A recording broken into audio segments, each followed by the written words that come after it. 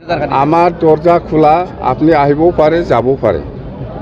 দাবি নকৰে কিন্তু আচলতে বিজেপি চৰকাৰ যদি দিয়ে আপুনি কাক দিব আপুনি যদি দিয়ে এইটো যদি দিয়ে আমি দলত আলোচনা কৰিব, কিন্তু মই মন্ত্ৰী খোজা নাই এতিয়ালৈকে।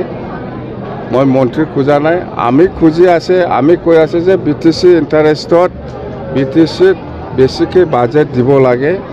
BTCত সকলো ৰাইজক যাতে আমি যিবিলাক অভাৱ অভিযোগ সেইটো যাতে আমি পূৰণ কৰিব পাৰে, বাজেটটো বঢ়াই দিব লাগে। আমাৰ বহুত কৰিব লগা আছে বহুত ডিপাৰ্টমেণ্টত, সেইকাৰণে আমি মন্ত্ৰী খোজা নাই। নিৰ্বাচনী প্ৰচাৰৰ সময়ত কিন্তু আপুনি কৈছিলে যে যদি অৰূপদে জিকি যায় আপুনি মন্ত্ৰীত্ব দাবীদাৰ কৰিব, অৰূপদেক মন্ত্ৰী বনাব বুলি। অৰূপদেৰ ইলেকশ্যনৰ কথাত সেইটো হ'ব পাৰে, কিন্তু এতিয়া বিজেপিয়ে কাক মন্ত্ৰী দিব এইটো বিজেপিয়ে নিশ্চয় ল'ব। কিন্তু আমি ক'ব পাৰে, কিন্তু বিজেপিয়ে আমাৰ কথাটো লয় না নলয় সেইটো ইহঁতৰ কথা, ইহঁতে ঠিক কৰিব। কিন্তু BPF দল হিচাপে আমি এতিয়ালৈকে মন্ত্ৰী খোজা নাই আৰু নোখোজিব। 1 নম্বৰ প্ৰায়ৰিটি হ'ল BTC অঞ্চলত উন্নতি হ'ব লাগে, বাছ। BTCত মজবুত কৰিব লাগে, সেইটো আমাৰ দায়িত্ব। এই কথাবিলাক লৈয়ে মই আলোচনা কৰি আছোঁ।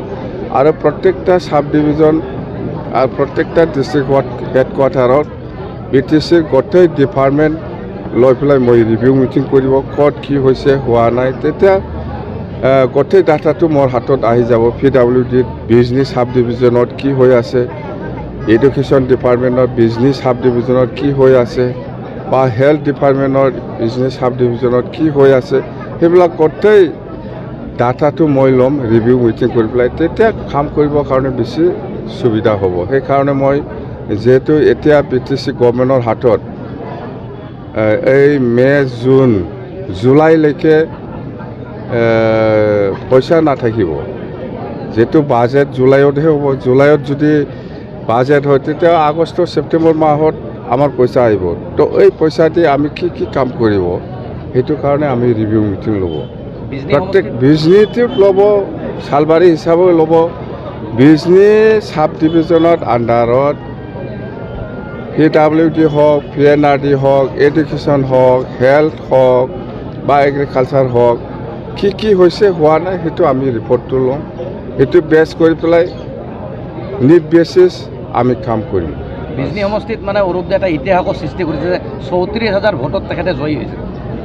দুটা পাৰ্টি মিলিছে, AGPও আছে, BJPও আছে, BPFও আছে, তো হ'বই। আজি মঞ্চত আপুনি খলিলুৰ ৰহমানক বিচাৰি আছিল, কিন্তু তেখেতে খলিলুৰ ৰহমান আমাৰ দৰজা খোলা, আপনি যাব পাৰে, আপনি যাব